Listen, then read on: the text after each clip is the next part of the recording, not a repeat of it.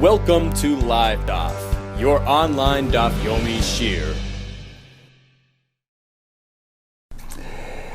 Shalom Aleichem and welcome back to today's Daf Hayemi, Meseches KEREISOS Daf Chaf. We begin right on top, Mosav Rav Oishia. This links back to yesterday's discussion. Let's try to refresh ourselves just a little bit. So, starting point here is Shmuel's halacha. Shmuel teaches that misasek b'Shabbos is potter.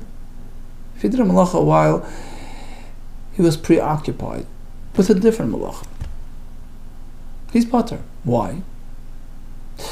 Meleches machshavas is required. The malacha has to have been done with proper focus, with targeted focus. But if he's busy doing one malacha and mistakenly does another malacha, he's potter. Mosav Rav Oishia. Here comes a kasha. Quoting the Mishnah we had yesterday.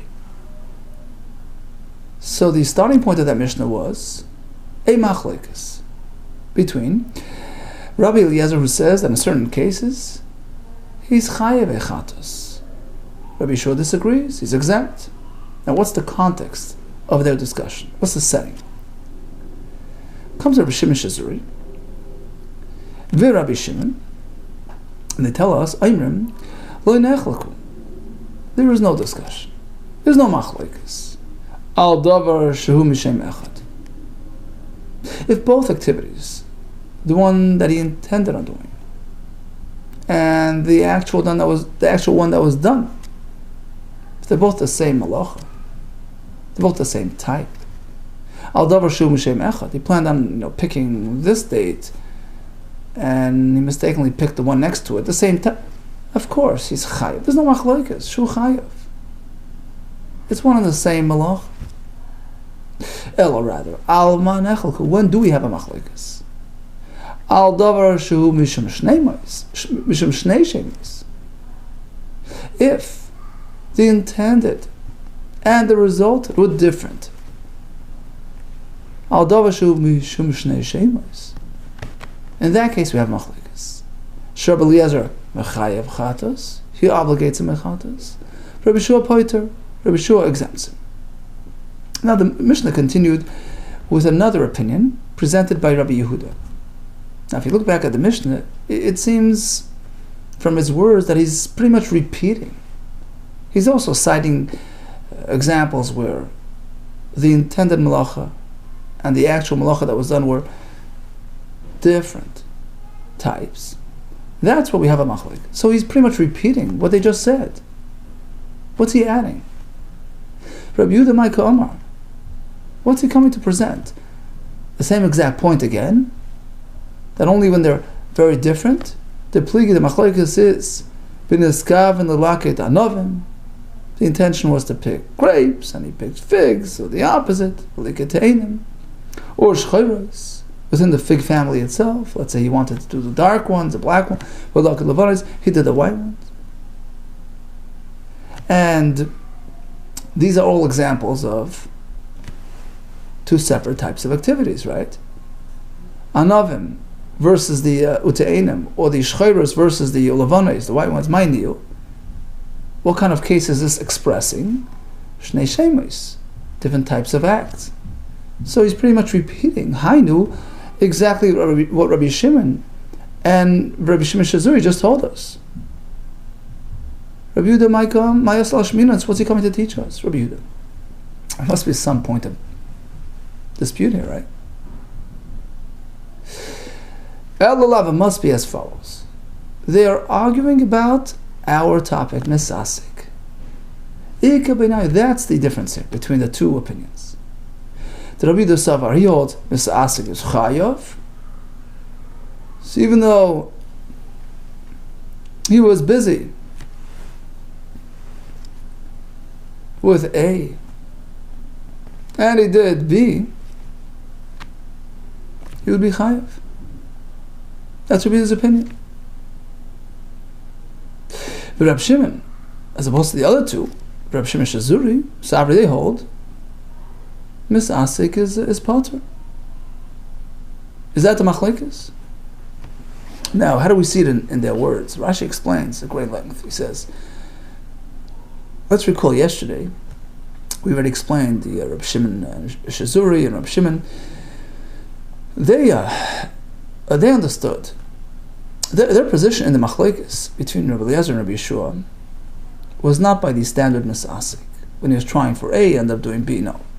What happened was, he was trying to do A, and he actually, luckily, ended up doing A. Not to his credit. He was actually reaching out for B, but he got distracted and somehow his hand veered over to A, to the dates that he wanted, and he picked the ones that he wanted. So the intent and the result were actually one and the same, but his machshava was elsewhere. That's the subtle point of difference here, the subtle machlekes. Does that qualify or not? Rabbi Eliezer says, yeah, after all, the result and the intent were the same. Rabbi Yeshua says, no, the fact is machshava was elsewhere, it doesn't count. That's the way Rabbi Shimon and Rabbi Shimon Shazuri understood their machlekes. Because this is not your standard misasik. Misasik is where the result was different than the intent, but here it was one and the same. However, sure, everybody would agree about a classic misasik. Of course you're potter. If you wanted the figs and you went to the date, of course you're potter. To which Rabbi Yehuda responds, no way.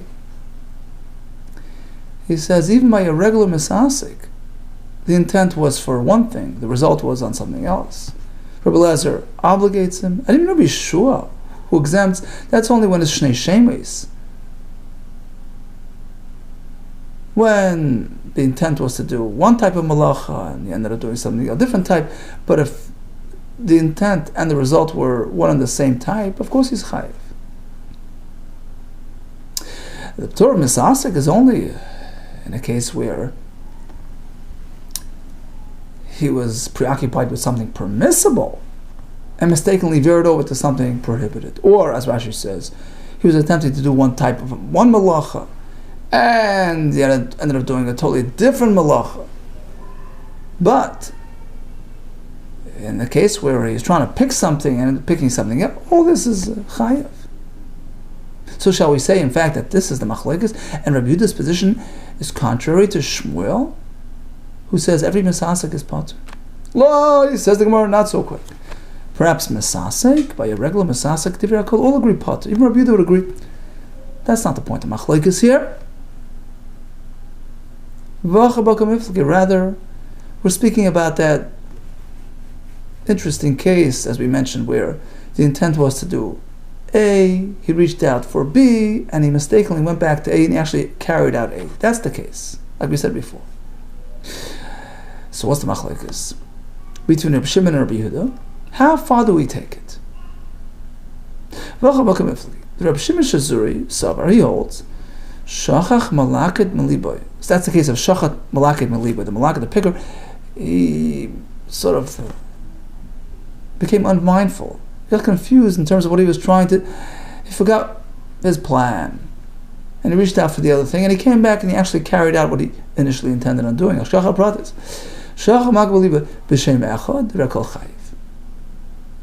If the intent and the machshava in the middle, the diversion, was so close in proximity, they were one and the same type of act. He was trying for this date, then he reached out for the other one, then he veered back to. All agree he's chayiv. There's no machlekes there, because they're so close in proximity.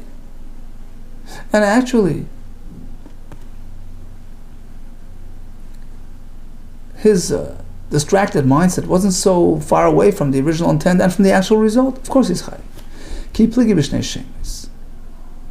The machlekes between Rabbi Eliezer says chayiv in this distracted case, and Rabbi Yeshua says pot. That's when it was two different types of acts. He intended the figs, he reached out for the dates, and veered back to the figs. So there was some veering off, which eventually was turned back. That's the context of the machlekes. Rabbi Eliezer says, after all, the result happened to coincide with the intention, he's chayev. Rabbi Shua says the fact that his machshava was elsewhere, he's pater. That's the way they understood the machlekes. And to which Rabbi Yehuda takes a bit of an issue, he says. Rabbi Yehuda Savar, he says, it doesn't matter how close, how far. Lo yishna b'shem echad, lo yishna b'shnei shemais pligi. It doesn't really matter how close in nature. Where the initial intent and the veering off, whether it's shem echad, the same type of figs, or different types of fig, different type of fruit, pligi, the machlekes will still apply just as the same. So he's coming to add that even if it's b'shem echad, even if the intent was for a fig, and he reached out for the other fig, and luckily he went back to the first fig, we still have the same machlekes. Rabbi Shua would say pater, because the machshava was elsewhere as he was doing this malach. So again, this doesn't relate to the classic misasik, where the result was different in the intent. Here the result was identical with the intent, but there was some distraction, some diversion in the middle. Rabbi Lezer says chayev, we ignore that distraction. Rabbi Shua says pater. The question is, how much of a distraction do we need to create an issue in which Rabbi Shua would exempt? That's the point of machlekes, a subtle machlekes between Rabbi Shimon and Rabbi Yehuda. Rabbi Shimon says, if it's b'shem echad, like Rashi says, the black figs and the white figs, close enough. Rabbi Shua would agree it's close enough. It's not considered a distraction, not considered a diversion, enough to exempt. And Rabbi Yehuda says, even in that case, you're pater, according to Rabbi Shua. Third pshat, Rav Amar, likadim ikibenayu. Sequence. That's the point of discussion. Order and sequence. Rashi explains. He had two types of figs in front of him. He wanted them both, picked off the tree. But first he wanted A, and then he wanted to pick B. And he reversed it. So going to Rabbi Shimon and Rabbi Shimon Shizuri, if they're both the same type, sequence is not an issue. After all, he wanted them. Both picked off the tree. And the fact that he reversed the order is not an issue because they're one and the same type, so he pretty much fulfilled his intent. But when they're two different types,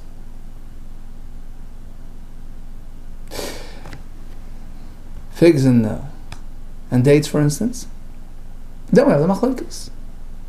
Well, Lezer says, fact is, he wanted the figs and the dates. So we look at the big picture. He wanted them both. He has them both. The fact that he reversed the order doesn't exempt him. Rabbi Shua says no. The fact is, while he was picking the dates, he really wanted to pick the figs. His intent was figs and then dates. So that's like a masasek, because while he's doing the dates, he's really intending on doing the figs. He was preoccupied with trying to pick figs. By mistake, he picked the dates. That's like misasek. You're pater. So again, although ultimately he wanted them both off the tree, but since he wanted them done in a specific order, and that didn't happen, it's considered like misasek. He was busy doing it one way and ended up doing it the other way. He's pater. So again, according to Rabbi Shimon and Shimon Shizuri, that's only an issue when they're two different types. In that case, Rabbi Shua says pater because he reversed the order. It's like a misasek. Different types of pickings. And while he was doing this type, he should have been doing that type. While he was doing that type, he was busy with this. He's preoccupied. He's misasek. He's pater. To which Rabbi Shua responds. Rabbi Yehuda responds, no. Even if they're both the same type. Figs and figs. Even there we have the same machlokes. Rabbi Shua would say pater. Fact is, he wanted to pick this fig first and then this one. He reversed it. That's a misasek. Again, why is it a misasek? Because he was trying to pick this one. So he was busy with this ma'isa, but he ended up doing the other ma'isa unknowingly. That qualifies as misasik. So again, there's a subtle machlokes within the world of misasik. We agree misasik is potter. The question is how far we take it. Does it apply to the question of order and sequence? And if it does, to what extent? That's the machlokes here. But in concept and principle, we all go with Shmuel that misasik is potter. Rav Amad Likadi B'Kivnayu, question of sequence, of order, that's the machlokes. But Tanya, we find in a brisa that we reckon with sequence. Order is a factor at play when it comes to malachas of Shabbos. It has to be carried out the way he planned. Vatanya, you'll understand, nearest dolkos. So you had these 2 candles burning. The gears are oikavos, or they were extinguished. Either way, either he's trying to extinguish burning candles or trying to light extinguished ones. And he had a specific order in mind. He was attempting to put out A and then B. Sorry, he was trying to put out A, and he did B by mistake. So that's your classic misasik. He was involved in A, ended up doing B. Or lahadik azu. He was trying to light A. By mistake, he lit B's potter. Now comes the question of sequence. Lahadik lachabis. Suppose he had one lit and one extinguished, and he wanted to light the extinguished one and put out the lit one. But in this order, he didn't want to sit in darkness, so he wanted to first light the other one and then put out this one, lahadik lachabis, and he reversed the order. And he put it out and then he lit the other one. Exactly the opposite of his intent. Is he chayav? Well, it depends. But neshima achas, it was done simultaneously with one blow. So the same blow blew out this one and somehow ignited the other one. He's chayav. Oh, why is he chayav? Big question. So, actually, we're going to see later. There's machlekes. He did 2 malachas, right? He put out and he lit. Is he chayav for both, even though it was in the reverse sequence as he intended, or is he only chayav one? So we'll leave for later. We have machlekes about it. We'll have a discussion about that. So he's chayav because somehow we see it as a fulfillment of his intention, despite the fact that it was the opposite order. But b'shteinishim is potter. If he did it in 2 blows, in 2 steps, he's potter because nothing was fulfilled. He wanted to light and then put out. He blew once to put out, and then the next blow was to light. That's exactly the opposite of what he intended. So he's potter. Says the Gemara, okay, so in the first case, when he did it with 1 blow, he's chayiv. Pshita, of course he's chayiv. Says the Gemara, well, it's not so simple. All the time you can say, lo he's avad machshavte. His plan was not fulfilled. He was trying to light first and then put out the lahadik mikara boy. He was going to light first. And only afterwards lachabis to put out the chiyavad masa, and the actual act that was carried out was exactly the opposite. Kiba, b'sayf hidlik, he put out and then he lit. Who? Perhaps he would be exempt. Kamashman, the answer is, he's chayiv. Why? True. The intent was to light and then to put out. It didn't happen exactly like that. The lighting didn't happen first, but it also didn't happen second. It happened at the same time. Achuri, delayed. It wasn't delayed. It wasn't second in the sequence. Achuri nami, he didn't. It didn't get delayed. It didn't come after the other one. You see, when he wanted it first, when Farshim explained, Nezer explains this. There are 2 elements of within Hagdam, within preceding. It's being first and not being second. So although he didn't get it first, but we view it as though it happened at the same time. So you didn't have the element of being ahead, but you weren't behind. That's also good. That's what qualifies as second best. So he's chayiv for that. But he's not chayiv for the other one that he put out. Because while he was busy with lighting this one, which was supposed to be first, he didn't want the other one put out. He wasn't interested in the other one at this point. And that's why he's considered misasik. He's preoccupied. He's not focused on the other one. That's potter. But this is all because he did it in one blow, in one shot. But it was done in sequence. In this case, we see clearly that first it was put out and then it was lit. So he didn't get his intent at all, because he only lit after the one that he put out. So that's not a fulfillment of his intention. He's potter completely. Tanu Rabbanan. We have a brayso. Rashi explains he has a kli. He's filling it up with coals. Okay, so he's shoveling some coals into this kli. Now, what's going to happen as a result of this shoveling? It's going to have a dual effect. So the coals are now sort of glowing and burning, and then when he throws it into the kli, the ones that are going to land on bottom are going to be sort of extinguished by the weight of the coals above them. They're going to be suffocated. And the ones that are going to land on top, right, he's basically taking a shovel like this. So the ones that were now under, dormant, are now going to be on top and are going to come to full life. So basically he did two things. He was madlik and mechaber. He conflagrated the ones on top, got them going, and he extinguished the ones that are stuck on the bottom. It's a double malacha. How many korbanos does he bring? He needs to bring a chatas. Rabbi Shimon ben Elazar, Omer Mishum Eliezer, Rabbi Tzadok twice. Chayiv shtaim, he's chayiv twice. Why? He did two malachas. Mishum machabes al yonos.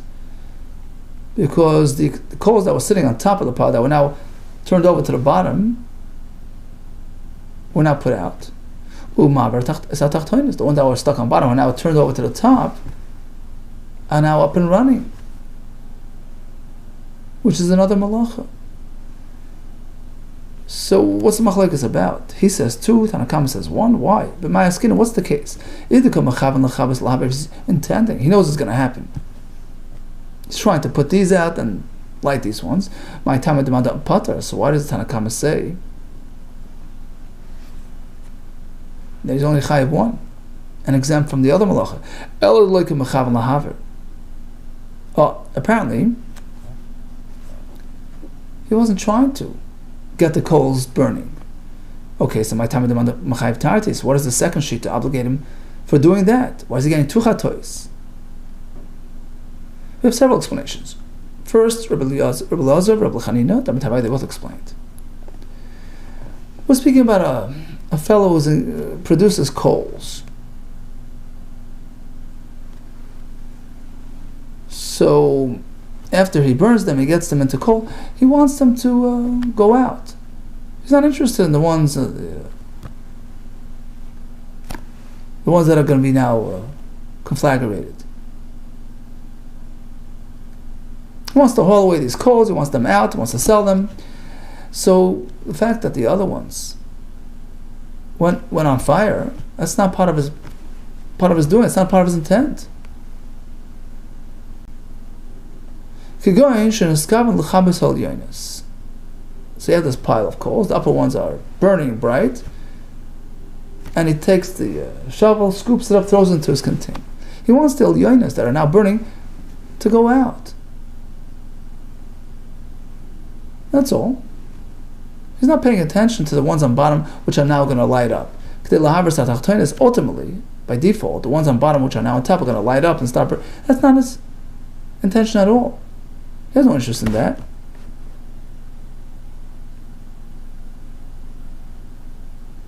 So basically, he's causing a fire. But he has no benefit from it. It's just this plain destruction. It benefits him not at all. And some Farshim explain that. We're talking about little chips, they're not really the coals that he's looking for. The Tanakama says he's potter, makalkal ba'avara potter. For Shabbos, it needs to be a positive, constructive malacha. Here it's makalkal, it's destroying. And even if it pertains to the malacha of burning, of lighting a fire, there's no reason why makalkal is chayiv. Rabbi Elazar Tzadok Amar Chayev. He holds differently. He holds that although typically an act of destruction doesn't count for liability on Shabbos, we have two exceptions. One was discussed yesterday, Chayvel, inflicting a wound, and also Maver. These are exceptions, even though in essence it's an act of destruction, is Chayev. He also explained, but we're talking about this fellow who produces these coals, and if so, his only interest is that the coals that he filled his container with, big coals, these should go out, should be ready for sale, but the ones that are sitting on top of them, that are all lit up, burning, he's not interested. He has no, it's just plain destruction, and therefore he's not liable for that. In fact, Rabbi Yochanan explained, now we understand the pshat, the true explanation in the Brisa, which was not understood properly until now. Until now it was not revealed to us, the rationale of this halacha. Now we understand what's going on. Ami bar Abin, Rav Chananya bar Abin, they both explain differently. Kigoyin, for instance, we turn to Beis. Shenuskavan l'chabus lahaver. Yes, we're talking about a fellow who has both things in mind. The coals on bottom he knows are going to go out, the ones on top are going to start burning. Great. Still, Tanakama exempts him from the malacha of havara, of lighting. There's no carbon. Why? Although it's a malacha, Tanakama sava klab yesi, also klab yesi, the one who says havara lav yatzis, that you bring a carbon for any other malacha except for havara, for lighting a fire. The reason is because this whole discussion in Masechus Shabbos, what does the Torah specify? Don't light a fire if it already covers all the malachas in a general directive of leisasu kol malacha, which is an umbrella phrase covering all malachas. Why is the Torah singling out fire? To tell you it's different than the rest. There's no carbon, it's just a lav. So that explains why there's no carbon. Rabbi Lezer would tell you some of the carbon. Nasan, he has a different shita, the mavar l'chalak yotzes. The highlighting of havara is not to exempt it from carbon, rather it's to teach you something else, that we deal with it separately, meaning even if we did many malachas under the same forgetfulness, but if one of them was havara, it gets its own liability, it's its own chiyuv. Okay.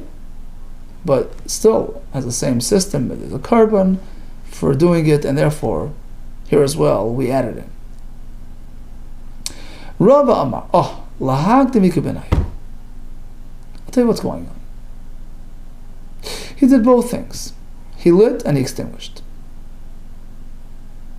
And really should be chai for both.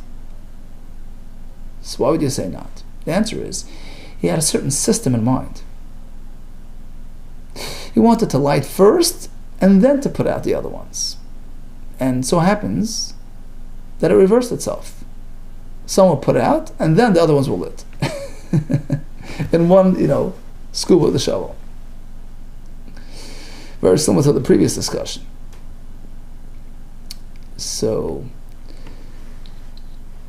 the second shita holds, Rabbi Shimon Elazar, they say, who cares? The fact is, it was one swoop, it was one maisa. He wanted this first. Who cares? He got them both done, they're both accomplished, done is done. Tanakam says, no. You have to reckon with his intent. If he specifically wanted it in this order, you can't hold him responsible if it didn't work out the way he wanted. But one carbon will bring, like we explained before. Avnei Nezer and other Mepharshim explain, because although he wanted, let's say he wanted to light first and then to put out. So when we speak about first, being first, it contains two elements. First means before the other one, and also not after the other one. Here, it happened together. It was one scoop, right? Which accomplished both together. So it's a simultaneous double effect. So although he doesn't have the before factor, but since it happened at the same time, it wasn't delayed, at least he has that much. It's considered fulfillment of his intent, partially, and it's considered Melechas Machshavas, what he had in mind. But only one, because he's not going to be chayiv for putting out the other one together with this one.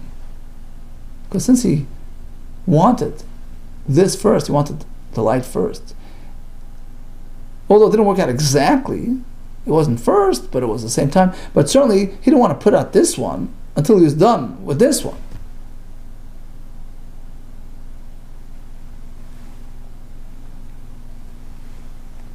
So regarding the extinguishing, that's like a masasek. He was so busy trying to get the lighting first, or at least the same time, he didn't really want to deal with the other one until he's finished deal. So therefore, it's masasek, and that is potter. Rav Ashi Amar. So that's Rav's pshat, right? Lahakti mikanai. Rav Ashi Amar kigun sheneskav lachabis v'rum elein. What happened was, he wasn't even trying to get it lit up.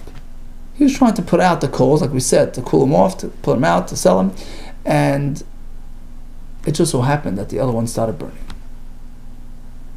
That's the machlekes. Is he chayiv for an unintended consequence? Tanakama holds like potter. Unintended consequence is potter. If there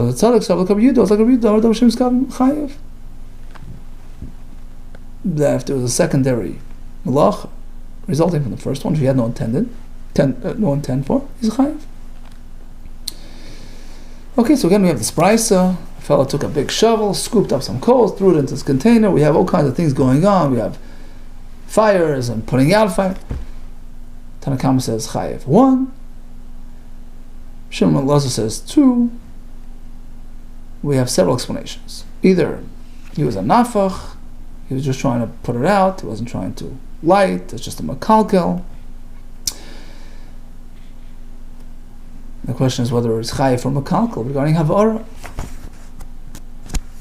Pshat number 2 was havara. Is it chayiv a carbon or not? Third pshat, wrong order. Fourth pshat, there was no kavan. Torah Rabbanan, on a similar note, in this case, scooping up some coals, bring him over to warm up, to warm himself up with the coals. He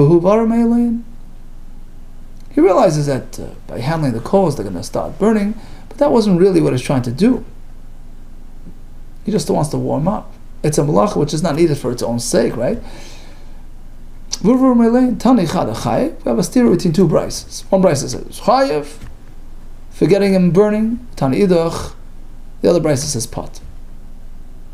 How do you explain the machlokes? Tani chayev, the one that says chayev, because somebody else malacha shein tzricha legufa chayev aleh, malacha which is not needed for its own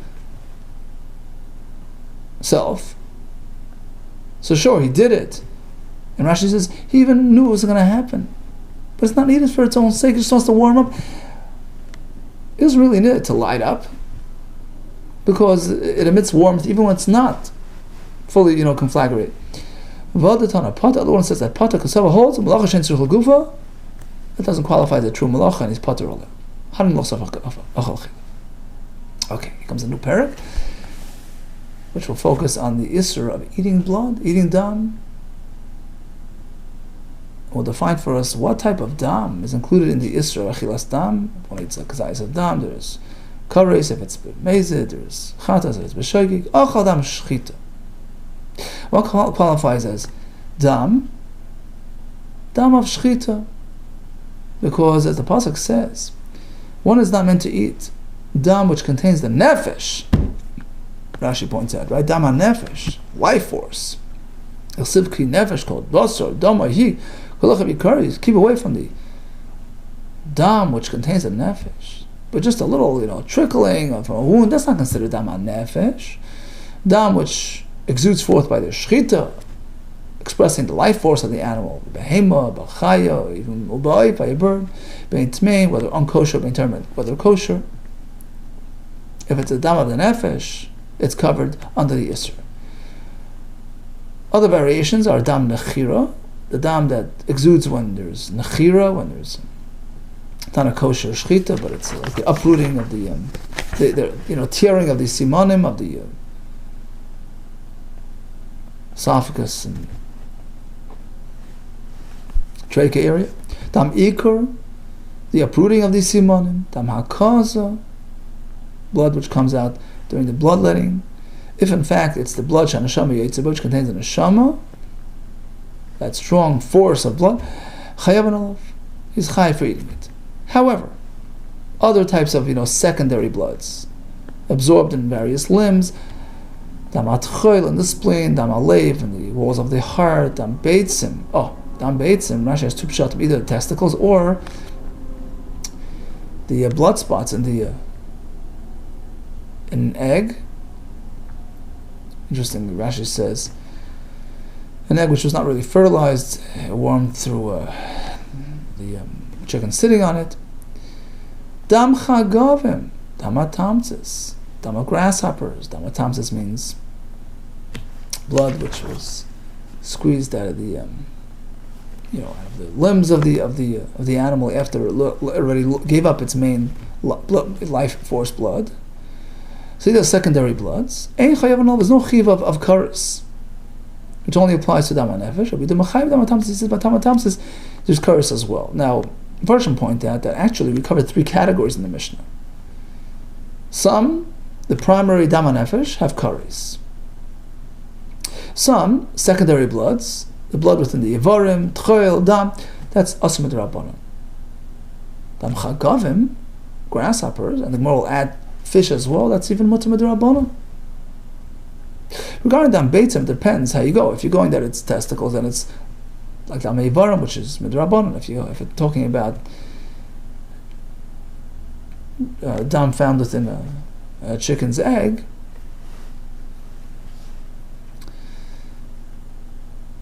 that, depending on where and how it was found, would also entail an Issa D'Rabbanan only. Ton Rabbanan, here comes a Bryce. Kol dam lo yisei chelu. It sounds like keep away from any blood. Shema'ani, it sounds like afilu dam malchei shtayim. Even human blood. By the way, it's called malchei shtayim. Why not just use the word Adam? The KEREISOS says they revised it for the censors. The Aruch LaNer, he says he used to say Adam, but they changed it because the guy would use it to claim that we drink human blood, so they revised it to mask it. Dam halchei shtayim, those who walk on two. Dam beitzim, dam chagavim, dam dagim. Perhaps hakol b'chal, all types of bloods are included. Tam loimar, no, lo oif el behema, which serve as a defining context for the Isra of Dam. It has to be similar to the Oif and Behema. What's unique about them? So we have three criteria. Ma'if and Behema, miyuchad. Just like Oif and Behema are unique to the sense that they have three features. Sheish ben tumah kala v'tumah chamura. Have a lighter tumah and a more severe tumah. Rashi explains. They're considered food. Right? So if you shecht a behema, the meat is food, and if it's the size of a kibetz, it will become tamei, as per tumas oichlin. But tumah chamura, they die, they're nevela, they have a more severe tumah, even without actually touching these materials, just lifting them indirectly become tamei. So they have both sides of the coin, to kamal tul chamura. Likewise, they have the potential to be mutter if you shecht them, but before you shecht them, they're aser. Again, they're both sides of the coin. They have the Isser factor and the Heter factor. And finally, they bin basar. They're of the meat type. So, in order for the Isser of Dam to apply, one has to contain all these features. Likewise, any other item which contain these three elements, Sheish ben tumah kala and tumah chamura, as opposed to what? Oitzi dam malchei shtayim, as opposed to human blood. Sheish ben tumah chamura, although it has potential for severe tumah, right? A person's mace, right? But ve'im bam tumah kala, there's no concept of tumas oichlan. Person can't be food, so there's no concept of tumah kala, so he's out. Turn to the next page. Oitzi dam shrotzim, as opposed to dam of all kinds of creatures. Shein b'hem tumah chamura.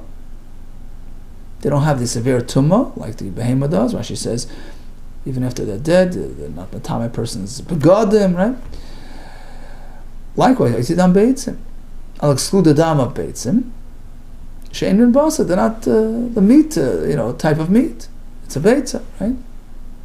Likewise, Dam Dogim, Dam chagavim shkuli heter. I'll exclude the fish and the grasshoppers, because there's no isser which turns into heter through shchita. They don't need shchita. They're mutter all throughout. So now we know to exclude all these items. Adam, shratzim, beitzim. Now, the pasuk did not have to say la'if al-bahema to set up these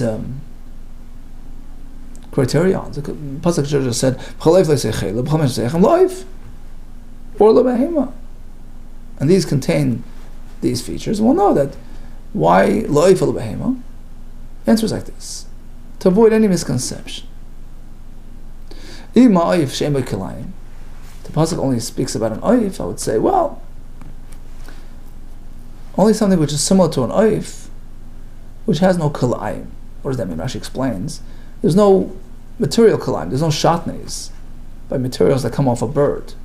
Bird feathers don't qualify for shatnez. They're not wool. They're not linen. Perhaps the Isra Dam only applies to a type of animal which has no potential for kilayim, like a cow, like a goat, whose hair don't qualify for kilayim. But let's say it's a sheep, maybe that's out. Tamlei l'behema. That's why l'behema, to tell you even behema of all types are in. Even by behema, now if only the word behema, I would exclude birds. She'ena behema labanim. There's no concept of shluach hakein by behema. You can't take the mother with the kids around, right? Af oif she'ena behema labanim. Likewise, if you want to cover a bird under the Isra Dam, it has to be that type, which doesn't have the mitzvah of shluach hakein. Rashi says, for instance, oif tami, a non-kosher bird. So perhaps only that qualifies. That's why the pasuk mentions both. All types of birds, all types of behemoths are covered under the Isra Dam. Asks the Gemara, okay, so how do you know to extend the Isra Dam to other items? Let's say we'll have a kvi later. It's a cross between a behemoth and a chaya. It's its own, he's his own guy, right? So maybe he's not covered under Isra Dam. Behemoth, perhaps you can say, kol dam, the expansive term in the beginning of the pasuk, v'chol dam le'sechelu, followed by the specifics lo'ifel behema, qualifies for your klal and prat. Now klal and prat is a very limiting formula. Don't do only this. Behema, we can say kol dam is a klal, followed by the words oifel behema, that's a prat, specifics. Klal or prat, what happens when you have that? Ein b'chal mashu b'prat, you can only include in the klal what you have in the prat, meaning oifel behema in. Dam only applies to oifel behema, but midachin other types not. Loy. The answer is go to the next pasuk, which concludes with another klal. Nefesh ashetechal kol dam chazav v'kola. Go back to generalization. So now we have a klal, uprat a klal, which broadens the context of our conversation. Iyat dan elkena prat, and now you can only include something which is similar to the prat, which matches those criterions. We have the the features that we discussed. But if you fit the bill, you're good. Asks the Gemara, but how could you connect the klal to the prat and the klal? If you look closely in the pasuk, the second klal is very different than the first klal. The first klal, lav is the plain lav, don't. Klal basra kares, the second klal is in the context of kares. Whole different discussion. Could you pair them up? Yeah. Hi Tana de Bishmoel. We're going like Tana de Bishmoel, who says you can do that. You can actually formulate this type of klal prat, even though they're a bit there's a bit of a discrepancy between the klal basra, the second klal, the comment, the first klal. You can pair them up, nevertheless. So now we have a klal prat to klal. Now we know to apply the Isra of Dam to anything that fits the bill, that's similar to the specifics, which is the oif and the behema, which feature three features: the tumakala v'chamura, the isser v'heter, the min basar, that allows us to exclude the dam of the malchus dayim, which doesn't have tumakala, to exclude dam shratzim, which doesn't have tumakhamura, to exclude the dam beitzim, which are not min basar, and dam dagim chagavim, which are kuli heter. They don't transition from isser to heter; they're always mutter without any need for shchita. Okay, so in conclusion, the Isra of Dam, primary Isra of Dam of Kares, applies only to very specific types of Dam, Dam HaNefesh, of a Behemah Chai V'Oif. But otherwise, it's either Isra D'Rabbanan, or in some cases, like the Chagavim and the Dagim, it's even Mutter D'Rabbanan. All the best to you, and Atzlacha.